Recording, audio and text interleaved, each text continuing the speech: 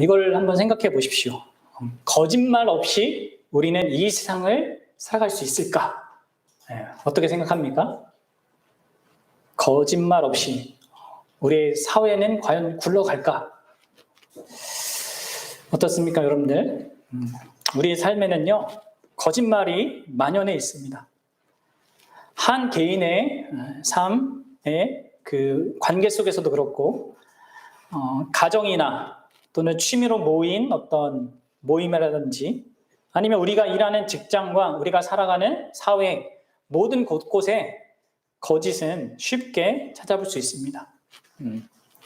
특히 지금은 모르겠지만 군대는 장난이 아니죠.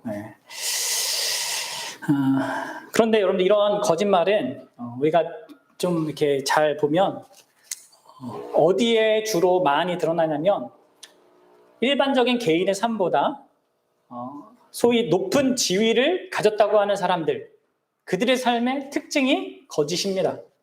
그렇죠? 여러분들, 기업 총수들이나 혹은 정치인들을 보십시오. 물론 그 중에 훌륭한 사람들도 있지만 대부분은 거짓말의 선수들이죠. 그들이 수도 없이 말 바꾸게 하고 하는 이런 모든 것들을 보십시오. 또 더 나아가서 나라와 나라 간의 외교나 혹은 전쟁 같은 것 또 생각해 보면 그 안에도 수없는 거짓말이 이렇게 왔다 갔다 하죠. 그래서 러시아와 우크라이나 이런 전쟁 속에서도 무슨 지금 핵 원자로 관련된 그런 것에 공격을 받았는데 우크라이나에서는 러시아가 그랬다고 하고 러시아에서는 우크라이나가 했다고 하고, 그렇죠? 어떻게든 사람은 또 인생들 자기 입장이 유리하게 말하고자 하고 또 말한 것을 쉽게 뒤집는 그런 일들을 합니다. 그러면서 상대가 먼저 했기 때문에 나도 그렇다라는 식으로 하면서 그런 거짓을, 그리고 그런 약속을 깨는 일들을 쉽게 하죠. 심지어 여러분들, 너무나 흥미롭게도 우리가 사랑이라고 부르는 이 우리의 인생 가운데 가장 복된 그런 시간들 속에서, 그런 어떤 시기 속에서도 이 거짓은 활동합니다. 그렇죠? 여러분들, 연애하면서 정말 상대에게 있는 모습 그대로를 다 보이는 사람 있을까요? 그렇지 않죠. 내가 좋아하는 그 상대에게 어떻게든 잘 보이려고 자기를 포장해서 그 상대가 자신을 좋아하게 만들려고 애를 씁니다. 그렇죠? 그래서 많은 우리 자매님들이 속았다 라고 많이 말을 하는 거죠. 이렇게 해서 사랑이라는 이런 가장 아름답고 우리 인생의 귀한 그 시점에도 이렇게 거짓말이라는 것이 다 이게 이렇게 있어요. 뿐만 아니라 우리는요, 우리 자신에게도 사실 정직하지 못합니다. 다른 사람의 잘못은 엄청 큰 문제로 보고 신랄하게 비판하면서도 자신에게 있는 문제 혹은 거의 비슷한 문제는 아무것도 아닌 것처럼 생각하죠. 그러니까 그것은 스스로에게 거짓말을 하는 거예요. 여러분들, 이것을 그냥 당연한 우리의 일상이다 이렇게 생각할 게 아니라 심각하게 생각해야 합니다. 거짓말이 이렇게 만연한 것은요, 우연이 아니에요.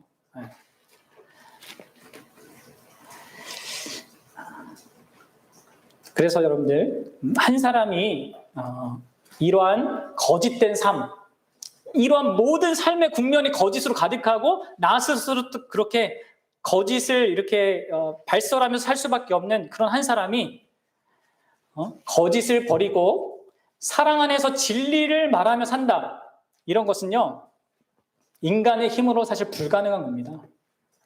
오직 하나님의 초자연적인 그 역사만으로만 사랑은 진실해질 수 있습니다. 그럼 이런 맥락에서 우리가 오늘 이 9계명을 좀 생각해 봐야 합니다. 9계명. 내 이웃에 대하여 거짓 증거하지 말라 라는 이 9계명은 1차적으로 이 구문이 말하듯이 법정에서 사용되는 그런 의미를 담고 있습니다. 법정에서 상대에게 불리하게, 자신에게 유리하게 거짓 증거하지 말라는 거예요. 그러나 이 계명은 이 오늘 에베소서 본문에 사도 바울이 적용하고 있듯이 더 넓은 의미로 모든 다른 사람과의 관계 속에서 벌어지는 모든 거짓말에 관한 계명이기도 합니다. 물론 여러분들 조금 더 확대를 해본다면, 그리고 그 하나님의 의중을 생각해 본다면 단순히 거짓말뿐만 아니라 관계를 무너뜨리는 모든 말들을 금하는 겁니다. 여러분들 이것도 스스로 잘 생각해 보십시오. 남의 흠을 들추는 그런 험담이나 근거 없는 말로 남을 헛뜯어서 명예나 지위를 손상시키는 그런 중상, 또 왜곡하거나 속임수를 써서 남을 해롭게 하는 그런 모략과 같은 이런 모든 말들, 이런 것들을 다 금하는 거예요. 그런데 우리가 지금 이 모든 것들을 다 살펴볼 수 없기 때문에 오늘 우리는 거짓말을 중심으로 이 계명을 함께 좀 생각해 보려고 해요. 자, 여러분들 일단 생각해 봅시다. 거짓말이 뭡니까? 거짓말. 네. 거짓말이 뭐예요? 아리사미님? 거짓말. 그건 뭡니까? 진실이 거짓말이. 그것은 한마디로 하면 현실을 왜곡해서 또는 뒤틀어서 잘못 상대방에게 제시하는 겁니다. 현실을, 사실을 왜곡해서 잘못 제시하는 것이죠. 그래서 그 거짓말의 결과는요, 결과적으로 상대가 왜곡된 현실의 노예가 됩니다. 그럼 그래서 하나님께서 이 거짓말을 금하시는 거인 거예요. 예를 들어서 여러분들 우리가 보통 우리 사람들이 어떤 그런 거짓말의 노예가 되어서 우리 현실을 살아갑니까? 돈이 있어야 행복해 라는 그러한 세상의 혹은 사단의 거짓말 소리를 듣고 모든 사람들이, 수많은 사람들이 돈의 노예가 되어 살아가죠. 그럼 이렇게 거짓말은 현실을 왜곡해서 다른 사람을 속이고 노예화하는 겁니다. 그 여러분들 우리가 보통 이런 현실을 왜곡해서 거짓말로 사람을 속이고 그 사람을 거기에 묶어두고자 하는 그 이유는 무엇입니까? 왜 사단이 그렇게 해요? 그것은 다 자신에게 어떤 유익이나 혜택, 이것을 가져오게 하기 위한 것이죠. 그러니까 사람을 자기를 위한 수단으로 삼는 거예요. 노예화시키는 거예요. 그럼 우리가 했던 대부분의 거짓말들은 다 그런 식으로 작동하는 겁니다. 이게 거짓말이라면 여러분들 이 거짓말을 하지 말라라는 이 요구가 무엇을 담고 있는 거겠습니까? 우리가 앞에서 살핀 모든 계명들이 그랬듯이 이 계명도요, 소극적인 의미와 적극적인 의미를 다 담고 있어요. 소극적인 의미와 적극적인 의미를 같이 우리는 생각해야겠죠. 그러면 일단 소극적으로 이 계명은 모든 종류의 거짓말을 금하는 겁니다. 여러분들 모든 종류의 거짓말을 금하고 있어요. 우리는 거짓말을 잘못이라고 이렇게 알고 있지만 세상을 살아가기 위해서는 어쩔 수 없다. 왜냐하면 세상이 그렇게 굴러가니까 이렇게 생각하면서 쉽게 정당화합니다. 그리고 아무렇지도 않게 하는 경우가 많습니다. 특히 무슨 그런 핑계를 많이 대냐면 예의상하는 거짓말이다. 혹은 선의의 거짓말이다. 이렇게 라는 식으로 하면서 자신의 거짓말을 정당화하려고 하죠. 그러나 여러분들 성경은 모든 종류의 거짓말을 금하고 정죄하고 또 이렇게 악하다고 얘기하는 겁니다. 이걸 아셔야 돼요. 여러분들 식사 초대를 받고 집에 가서 초대받은 집에 가서 음식을 먹고 난 다음에 항상 질문 받잖아요. 그렇죠? 뭐라고요? 맛있었습니까? 그럼 여러분들 어떻게 대답해야 돼요? 아무리 맛이 없어도 어떻게 해야 됩니까? 맛있다고 얘기하는 게 예의다. 뭐 이렇게 예의상의 거짓말을 우리가 이렇게 해야 된다고 이렇게 얘기를 많이 들었지만 여러분 잘 생각해 보십시오. 그게 진짜 그 상대방을 배려하는 겁니까? 모르겠어요. 정말 마음이 너무 너무 약해서 뭐 정말 특별한 이유 상황이 그 상대가 갖고 있는 문제가 있어서가 아니라면 그런 식으로 하는 것은 결국 그 사람으로 하여금 자신의 어떤 사람의 관계 속에서 냉소적인 태도를 갖게 해요. 누가 말해도 그냥 예의상 하는 얘기다 이런 식의 어떤 그런 반응들을 계속 갖게 되다 보면 모든 말들을 하나도 믿지 못하게 되는 거예요, 결국. 듣는 사람이 그것을 갖는 사람이 듣는 것이든 읽는 것이든 아무것도 믿지 못하는 그런 상황이 벌어지는 겁니다. 그게 아니라면 혹은 착각 속에서 살아가게 만드는 거예요. 그래서 그것보다는 지혜롭게 예의롭게 있는 그대로의 사실을 말해주는 게 그 사람을 위한 것일 수 있어요. 여러분, 선의의 거짓말도 마찬가지입니다. 우리는 다른 사람을 배려하고 생각한다면서 거짓말을 하는 경우가 종종 있습니다. 그리고 그것에 대한 대표적인 예가 뭐 이런 거잖아요. 암 선고를 받아서 이제 얼마 살 날이 남지 않은 사람에게 괜찮다고 하면서 곧 나을 거라고 이렇게 말하는 선의의 거짓말이라고 합니다. 근데 여러분, 그것도 여러분 정말 그 사람들을 위한, 그 대상을 위하는 겁니까? 그게 정말 그 대상의 유익을 위한 걸까요? 그렇지 않아요. 그건 역시 그 사람을 아주 수준 낮은 수준으로 어린아이 취급하는 것과 다름없습니다. 오히려 우리는 진실하게 적절한 상황에서 있는 그대로 사실을 말해주고 그 사람이 자신의 마지막을 준비할 수 있도록 해주는 게 훨씬 나은 거예요. 물론 여러분들 아주 예외적인 경우가 있습니다. 그것은 타인의 생명이 달린 그런 경우. 예를 들어서 여리고성의 그 라합 있잖아요. 그 라합이 이스라엘 정탐꾼이 들어와서 숨겨줬을 때 이들의 생명을 살리기 위해서 자기 그 여리고성 사람들이 거짓을 했잖아요. 그런 경우는 진짜 피치 못할 상황이죠. 그렇다고 해도 여러분들 거짓말이 정당화되는 건 아니에요. 그 거짓말에도 불구하고 하나님이 그러한 모든 것들을 긍휼히 여겨주신 것이지 거짓말 그래도 괜찮다 이게 아닙니다. 마찬가지로 2차 세계대전 때 많은 그런 나라들 가운데 사람들이 유태인들을 살려주기 위해서 자기의 집에 숨겨두고 없다고 이렇게 거짓말한 경우가 많았단 말이에요. 그런 것은 악한 그 현실 때문에 어쩔 수 없이 피치 못할 상황 속에서 하는 것이라서 이러한 경우는 몰라도요. 그리고 그렇다고 해도 사실 그거는 문제가 되긴 하는 거예요.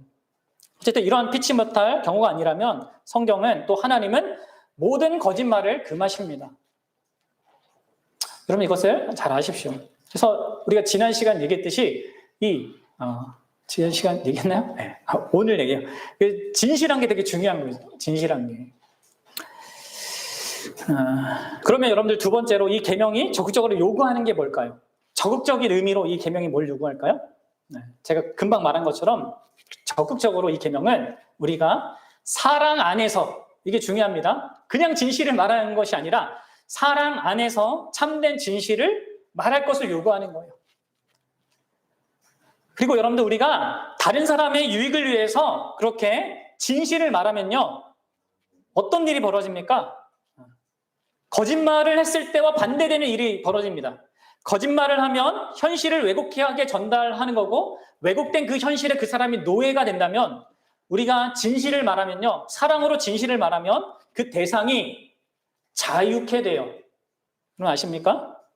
우리가 말하는 것으로 말미암아 내가 대하는 그 대상이 자유로운 사람이 된단 말이에요.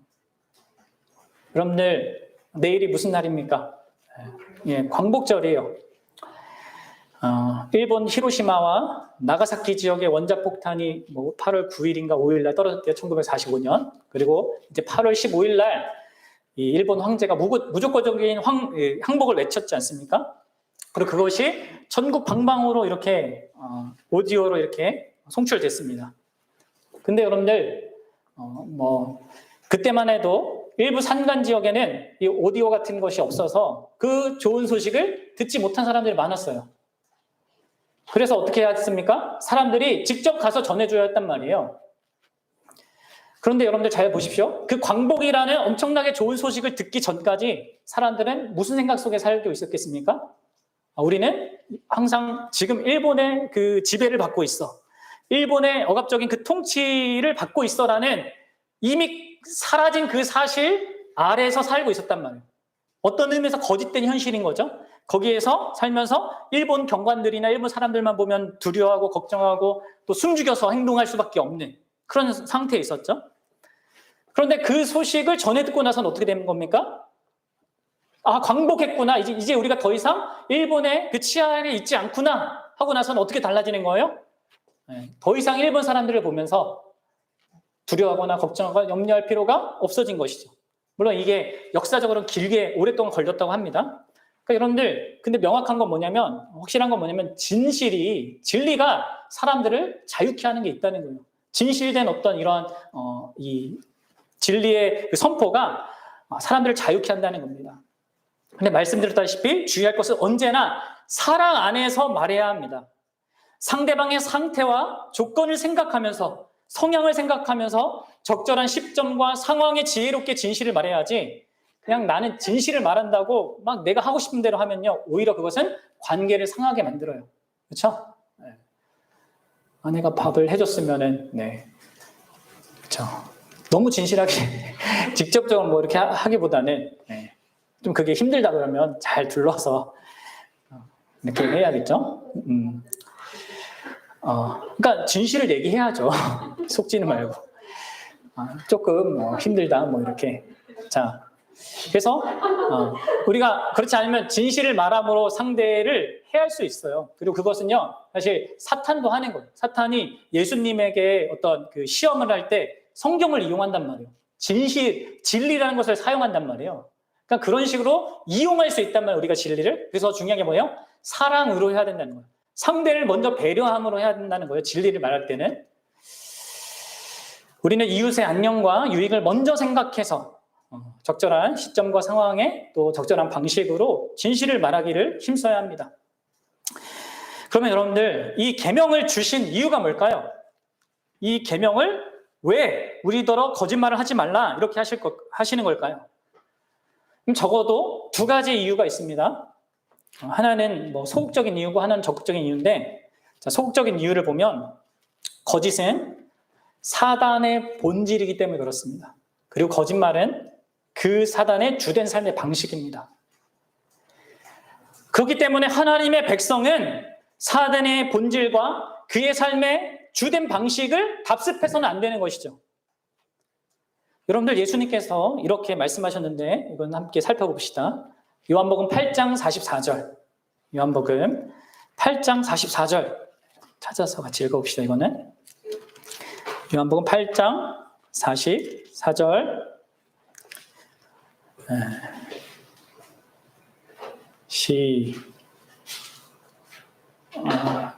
찾았습니까? 시작. 너희는 너희 아비 마귀에서 났으니 너희 아비의 욕심대로 너희도 행하고자 하느니라. 그는 처음부터 살인한 자요 진리가 그 속에 없으므로 진리에 서지 못하고 거짓을 말할 때마다 제갓으로 말하나니 이는 그가 거짓말쟁이요 거짓의 아비가 되었습니다. 보십시오. 사단은 거짓말쟁이고 거짓의 아비, 거짓의 시초입니다. 하나님이 아닌데 자기 스스로 하나님이 되고자 했잖아요. 여러분들, 우리는 아담과 하와가 어떻게 범죄하게 되었는지를 잘 알죠. 바로 그 사단의 거짓말 때문에 죄가 세상에 들어온 겁니다. 선악을 알게 하는 나무, 하나님이 먹으면 반드시 죽으리라 하셨는데 사단이 어떻게 했어요? 먹어도 죽지 않는다. 오히려 하나님처럼 될 거다라고 거짓으로 속였습니다. 그 결과 어떻게 됐습니까? 진짜 참된 현실을 왜곡하고 뒤틀어서 제시했을 때 아담과 하와가 그 거짓의 노예가 된 거예요. 그래서 하나님의 말씀을 불순종하고 결국 그가 기대했던 그런 하나님처럼 되는 것이 아니라 오히려 모든 것을 다 잃어버리는, 특히 하나님과의 관계가 깨어져 버리고 서로의 관계가 깨어지는 그러한 비참한 결과를 얻게 되었어요. 그리고 그때 이후로 모든 인류가 결국 다 거짓된 현실의 노예가 되어서 살아가는 거예요. 그로 말미암아 서로 깨어진 관계 속에서 살아가면서 언제나 서로 남 탓하면서 살아가는 그런 역사가 계속 흘러가는 겁니다. 그래서 여러분들, 성경은요, 요한계시록에 가보면 이 거짓말 행하는 자는 하나님 나라로부터 쫓겨나게 되고 심판을 받는다고 말합니다.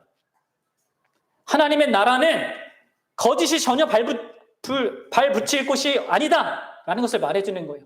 하나님은 이처럼 거짓을 금하십니다. 모든 거짓을 금합니다. 이게 첫 번째 이유라면, 소극적인 이유라면, 두 번째로 적극적인 이유는요, 바로 하나님의 성품과 하나님이 하시는 일 때문에 그렇습니다. 우리가 신뢰하고 믿고 항상 살아야 하는 관계 속에서 살아야 하는 그분의 성품과 그분이 하시는 일 때문에 우리는 거짓말을 하면 안 되는 거예요. 하나님은 본성상 거짓말을 하지 못하시는 분입니다. 여러분들 하나님도 못하시는 게 있네요. 그렇죠? 하나님이 안 하시죠. 왜냐하면 그분이 본질적으로 본성상 진실하신 분이기 때문에 그래요. 사탄이 거짓의 원천이라면 하나님은 진실의, 진리의 원천이십니다. 그리고 하나님의 모든 말씀은 다 진실합니다. 게다가 하나님은 한 진리의 나라를 세우는 일을 하세요. 아까도 말씀드렸다시피 거짓말을 하는 자가 단 하나도 없는 그런 나라, 그런 자들이 발붙일 곳이 전혀 없는 나라를 만들기 위해서 일하시는 거예요. 그래서 그것을 완전하게 미래에 이루실 거고요. 그것을 지금 현재적으로는 교회 안에서부터 이루어 가시는 겁니다. 그래서 에베소서 4장 25절에서 바울이 이 얘기를 하고 있는 거예요. 그럼 에베소 4장 25절 다시 보세요. 읽어보겠습니다. 에베소 4장 25절 시작. 그런즉 거짓을 버리고 각각 이웃과 더불어 참된 것을 말하라. 이유가 뭐예요? 이는 나오죠. 우리가 서로 지체가 됨이라. 우리가 서로 연결된 교회이다. 예수 그리스도로 말미암아 하나 된 그런 가족이기 때문에 하나님 나라의 가족이니까 거짓을 버리고 이웃과 더불어 참된 것을 서로에게 말하라. 이렇게 얘기하고 있는 겁니다. 이러한 겉면은 단순히 여러분들 이 성경의 명령을 볼 때 항상 제가 기억하라고 했죠. 단순히 우리가 내가 이렇게 해야겠구나 이렇게 생각해야 되는 게 아니라 이런 일을 주도적으로 행하시는 분이 하나님이시고 그렇게 우리를 만들어가기 위해서 모든 자원을 공급하신다는 것 속에서 지금 우리에게 명령하고 있습니다. 하나님의 모든 명령 속에는 약속이 담겨져 있는 거예요. 그걸 생각하면서 하나님의 명령을 들으십시오. 우리가 거짓말을 버리고 참된 것을 말할 수 있는 그 모든 공급을 하나님 하신다는 거예요. 아시겠습니까, 여러분들? 그래서 사실 우리에게 말씀을 주시는 거죠. 참된 것을 말하라고, 참된 진리를 서로에게 말하고 말씀을 주시는 거예요. 이렇게 여러분들 하나님의 성품과 하나님께서 하시는 그 일을 우리가 반영해야 하기 때문에 우린 거짓이 아니라 참된 진리를 서로에게 말해야 하는 것이에요. 그럼 진리로 그분이 우리를 자유케 했습니다. 우리의 죄악됨을 밝히셨을 뿐만 아니라 그런 우리가 어떻게 하나님으로 말미암아 그 은혜와 긍휼과 사랑과 그 놀라운 은혜를 받으면서 구원을 얻게 되는지를 우리가 알게 되고 그 안에서 자유케 되죠. 그럼 그것을 우리가 공급받는 것 속에서 우리도 서로를 자유케 해주는 이런 일을 하는 것입니다. 그럼 여러분들 마지막으로 어떻게 우리는 이 계명에 순종할 수 있을까요? 어떻게 우리는 이 계명에 순종할 수 있을까요? 사랑하는 여러분, 우리가 일단은 솔직해져야죠. 우리는 경험적으로 분명히 압니다. 진실하게 사는 것, 다른 사람에게나 나 자신에게나 진실한 것, 속과 겉이 다르지 않은 것, 그렇게 사는 것은요 정말 쉽지 않습니다. 그리고 그렇게 산다고 자기는 진실하다, 솔직하다 하면서 그런 식으로 다른 사람에게 쉽게 상처 주는 사람도 많아요. 그렇죠? 그럼 우리는 분명히 아셔야 합니다. 근본적으로 거짓으로 항상 기울어요. 그리고 다른 사람을 배려하는 것보다 내가 편한 대로 하려고 하는 그런 죄된 본성을 가졌습니다. 그래서 여러분들 아이들은 거짓말을 특별하게 막 배우지 않아도요. 그 거짓말을 하는 습득력이 뛰어난 겁니다. 모든 사람이 그렇죠. 그런 우리의 상태가 있는데 어떻게 우리가 이러한 거짓을 버리고 사랑 안에서 진실을 말할 수 있겠습니까? 그것은 우선적으로 우리에게 필요한 것은요. 우리에게 하나님이 필요하다는 것을 인정하는 겁니다. 이게 거짓말을 우리가 거부하고 진실하게 사는 삶의 출발점이에요.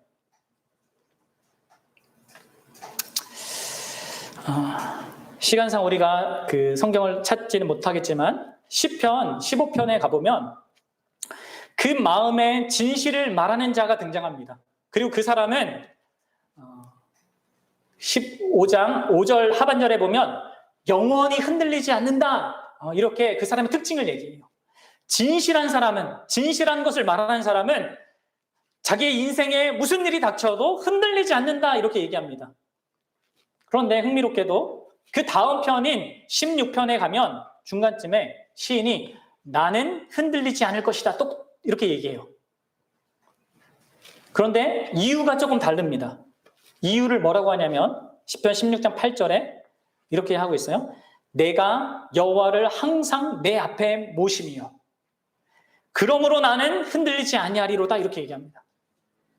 여러분 생각해 보십시오. 앞에는 뭐라고 했습니까? 그 마음에 진실을 말하는 자는 영원히 흔들리지 않는다 이렇게 얘기했죠. 그리고 여기 시편 16장에는 뭐라고 했어요? 여호와를 항상 내 앞에 모시기 때문에 흔들리지 않는다 이렇게 얘기하죠. 결국 같은 겁니다. 이 두 개의 연결점을 아시겠어요? 어떻게 해야지 흔들리지 않는 그 삶을 사냐? 어떻게 해야지 참된 삶을 사냐? 바로 어떻게 하면 진실한 것과 뭐가 같은 거예요? 하나님 앞에서 사는 게 같은 거예요. 같은 의미인 거예요. 진실한 삶은 참된 그 겉과 속이 같은 그 삶을 사는 것은요. 하나님의 존재, 그것을 인정하고 그분 앞에서 살아갈 때예요. 하나님의 존재를 인정할 때입니다. 그렇게 우리는 우리 삶의 현실을 있는 그대로 봐야 합니다. 여러분들, 하나님이 우리를 창조하셨어요. 하나님이 우리를 보존하고 계십니다. 그럼 그것을 먼저 보는 것부터가 진실하게 사는 삶의 출발점이지 않겠습니까? 하나님이 없어. 이 세상은 우연히 존재하는 거야. 나도 우연히 태어났고 그냥 즐기며 인생 사는 거야 라는 그런 거짓에부터 벗어나야 합니다. 거짓에서부터. 내 인생의 주인은 나야 라고 생각하면서 사는 삶. 나는 나를 위해서 나의 행복을 위해서 가장 좋은 걸 잘 알고 있어. 이렇게 여러분 생각하는 이런 거짓으로부터 벗어나서 하나님이 계시다는 거, 하나님이 창조하고 보존하신다는 거, 그리고 그 하나님께서 우리보다 더 잘 아시고 우리에게 가장 복된 것을 아신다는 것을 인정하는 데서부터 거짓에서부터 벗어나는 삶이 되는 겁니다. 사랑하는 여러분, 우리는 하나님을 필요로 하고요. 그분을 전적으로 의존하고 있습니다. 그런데 그것을 인정하지 않으려고 하니까 그때부터 여러분 사실 거짓된 삶이 시작되는 거예요. 그래서 여러분 우리가 먼저 이 하나님이 필요하다는 거 이것을 인정해야 합니다. 그리고 가장 결정적으로 우리는 그 하나님 있잖아요. 창조하시고 보존하신 그 하나님을 예수 그리스도 안에서 만나야 합니다. 그 하나님이 우리를 보존하고 창조하셨고 다스리고 모든 인생과 어떤 상황과 여건들 속에서 모든 걸 이뤄가시는 그 하나님이 진짜 어떤 하나님인지를 예수 그리스도를 통하여서 발견하고 확인하고 알아야 합니다. 그래야지만 우리가 진실한 삶을 살 수가 있는 거예요. 예수 그리스도를 통해서만 우리는 일단 나에 대해서도 진실해질 수 있어요. 자신의 그 본질이 거짓을 선호하는 그런 상태구나를 확인할 수 있습니다. 그분 안에서만. 그리고 그분 안에서만 아까도 말했다시피 하나님이 누군지를 명확히 알 수 있는 거예요. 그렇습니다. 여러분 예수님을 통해서만 우리는 본질상 얼마나 거짓된 자이고 우리가 본질상 우리 스스로는 사단의 자녀일 뿐이며 영원한 멸망과 영원한 멸망이 마땅한 그런 진노 아래 놓인 자라는 사실을 우리는 확인할 수 있죠. 아담 하와가 그렇게 사단의 거짓으로부터 넘어가서 자기 자신을 위해서 살기로 결단한 순간부터 그 모든 후손은 동일한 거짓이 자리 잡고 있다는 것을 우린 예수님을 통해서 확인하게 돼요. 그래서 여러분들 예레미야 선지자가 이렇게 말했습니다. 만물보다 거짓되고 심히 부패한 것은 마음이다. 누가 능히 이를 알리오마는. 누가 압니까? 우리의 마음이 거짓되고 부패하다는 것을 누가 압니까? 예수님을 만난 사람만 압니다. 예수님을 통해서만 우리의 마음을 볼 수 있습니다. 그리고 그 마음으로 사는 삶과 그 삶의 결과가 얼마나 비참한지 확실히 알 수 있습니다. 예수님은 거짓된 유대 지도자들의 그 증언 때문에 십자가형을 받으셨어요, 여러분들. 결국 우리의 거짓된 마음이 그분을 십자가에 달리게 했단 말이에요. 그래서 우리는 예수님을 통하여서 우리 자신의 거짓된 마음을 확인하고 그것을 부인해야 할 명확한 이유를 갖게 되는 겁니다. 게다가 우리는 예수님을 통해서만 우리를 창조하시고 보존하신 그 하나님이 얼마나 신뢰할 만한 분이신지, 왜 우리가 거짓을 버리고 기꺼이 사랑으로 진리를 말해도 때로 그것으로 인해서 어떤 손해를 감당한다 하더라도 그렇게 기꺼이 할 수 있는지, 그것에 대한 확고한 이유를 가질 수 있는 것이죠. 그러나 여러분, 예수님은 거짓으로 스스로를 망치며 모든 관계를 망치던 우리를 진리로 자유케 하기 위해서 오셨습니다. 그분은 자신의 가르침과 모든 삶으로, 그리고 가장 결정적으로 십자가로 사랑 안에서 진리를 말씀하셨습니다. 그리고 그 예수 그리스도를 보내주신 그분이 바로 자기를 아끼지 아니하고 내어주신 놀라운 사랑의 하나님이세요. 우리를 진리로 자유케 하시는 그런 하나님이라는 것이죠. 예수님을 통해서만 우리는 우리의 삶을 창조하시고 보존하고 또 이끌어 가시는 그 참된 하나님이 누구인지 바르게 알 수 있습니다. 사랑하는 여러분, 그래서 우리가 이 거짓말을 하지 말라라는 이 계명을 지킬 수 있는 이 이유와 근거와 이런 조건이 바로 여기에 있다는 거예요. 정말 여러분들 하나님이 계심을 명확하게 인식하십시오. 여러분 자신에게 하나님이 필요하다는 것을 인정하십시오. 그래야지만 여러분들 현실을 거짓의 노예가 되지 않고, 사단의 거짓의 노예가 되지 않고 살아갈 수 있고 참된 자유 가운데 여러분들의 삶을 살 수 있어요. 그리고 그 하나님이 예수 그리스도 안에서 자기 자신을 가장 선명하게 드러내셨기 때문에 우리는 예수님을 통해서 그 하나님을 봐야 되고요, 만나야 됩니다.